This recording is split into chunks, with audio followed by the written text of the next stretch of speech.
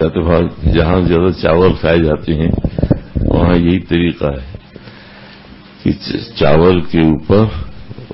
حضرت کے سامنے بیٹھے تھے، انہوں نے چاول کے اوپر دال ڈالی اور اس کے بعد انہوں نے ہاتھ یوں کر کے حضرت نے کہا خدا کیجیے آپ وہاں سکھایا حضرت والا نے کہ بھائی اس طرح نہیں، دال ایک طرف رکھو چاول ایک طرف رکھو، ایک ایک رقمہ جیسے کھاتے ہو ایک ایک رقمے میں ملاتے جاؤ کھاتے جاؤ۔ اور ہم نے تو علی گڑھ میں دیکھا وہ اور بھی زیادہ عجیب و غریب تھا، ادھر کیرلا کی طرف کے آتے تھے تو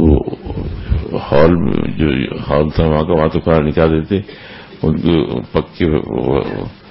کمرے پہ کھانا آ جاتا تھا ان کو، شاید غالباً اسی وجہ سے کہ وہاں وہ اس طرح کھا نہیں سکتے تو وہ کہتے تھے کہ پورا اس میں دال ڈالی یا شوربہ ڈالا اور خوب کر کے ایسے رگڑا بالکل پانی سا کر دیا اس کو چاولوں کو زیادہ، اس کے بعد یوں مٹھی میں لیا اور اس کے بعد ایسے کیا تو یہاں سے شروع ہوا یہاں سے چاٹنا شروع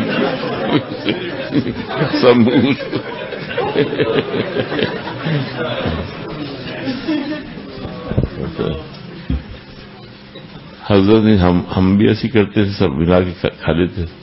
حضرت نے سکھایا کہ اس سے طبیعت میں حضرت کی طبیعت بہت اہل اللہ کی طبیعت لطیف ہوتی ہے، ہم اپنے اوپر قیاس نہ کریں، ان کو جس بات پر جو کراہت ہوتی ہے عام آدمی کو اس کا خیال بھی نہیں جاتا، اس لیے وہ ہے بھی بات یہ کتنا برا معلوم ہوتا ہے کہ ملانا، اس لیے تھوڑا تھوڑا ملا ہوا پلیٹ بھی کم سنے گی، انگلیاں بھی کم سنیں گی، صفائی بھی رہے گی، اگر وہ بچ گیا تو دوسرا استعمال کر سکتا ہے، لیکن اگر آپ نے اس کو ملا لیا تو پھر تو کوئی دوسرے کھانے کی ہمت بھی نہیں ہوگی، وہ تو اتنے لینا چاہیے جتنا کھا سکے۔ آج کل یہ بھی ہو لیکن طلبا میں بھی یہ ہو رہا ہے، اب دیکھتے ہیں مدارس کے طلبا جن کو دین کی تربیت صحیح نہیں دی جاتی ہے، اللہ والوں سے تعلق نہیں ہے،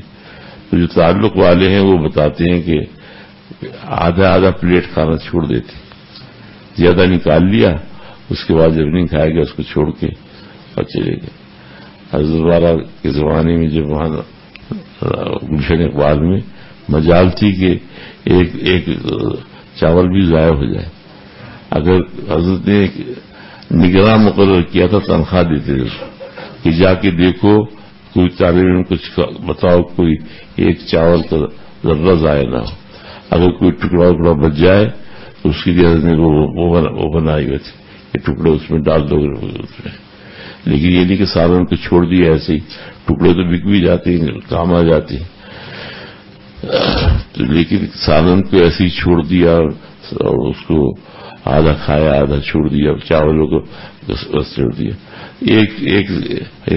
آپ بتائیے ایک پوری تنخواہ دیتے تھے اس کو کہ اللہ کا فرماتے تھے کہ جو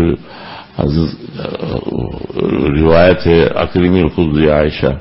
اے عائشہ اور کما قال علیہ الصلوۃ والسلام کہ عائشہ روٹی کا اکرام کرو، تو حضرت نے فرمایا تھا کہ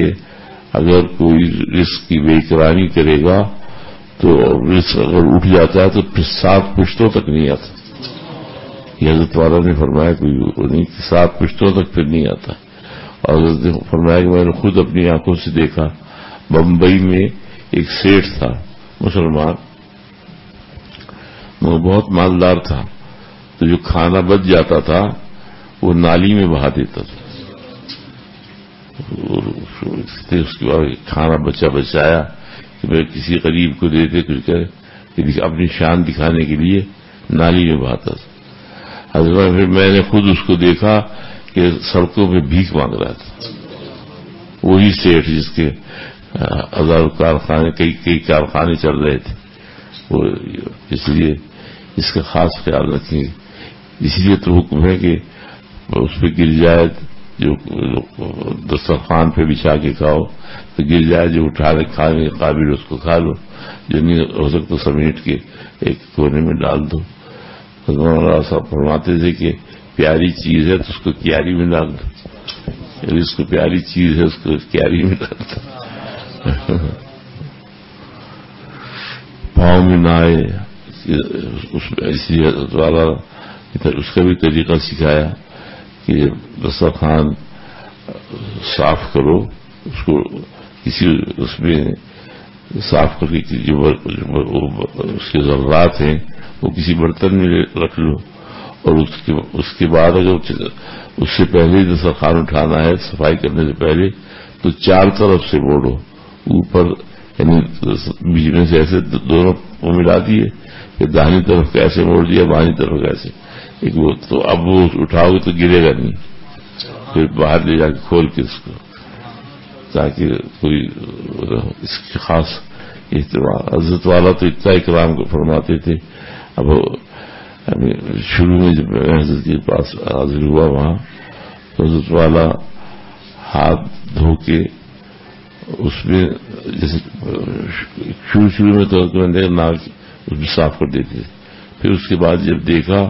تو پھر حضرت نے منع کر دیا، صاحب نے پھر ہاتھ دھو کے اور پھر تو تولیہ منگواتے تھے اور پھر رومال وغیرہ منگوا کے اس سے ناک صاف کرتے تھے۔ پھر فرمایا معلوم ہے کہ میں ایسا کیوں کرتا ہوں، کلی کرتا ہوں، ہاتھ دھوتا ہوں، مجھے پتا نہیں، فرمایا میں اس لیے پہلے تو میں کرتا تھا، ناک چھینک دیتا تھا، پھر میرے دل میں خیال ہوا کہ اللہ کا رزق ہے اور ناک چھینکنا اس میں بے ادبی ہے، جیسے کہ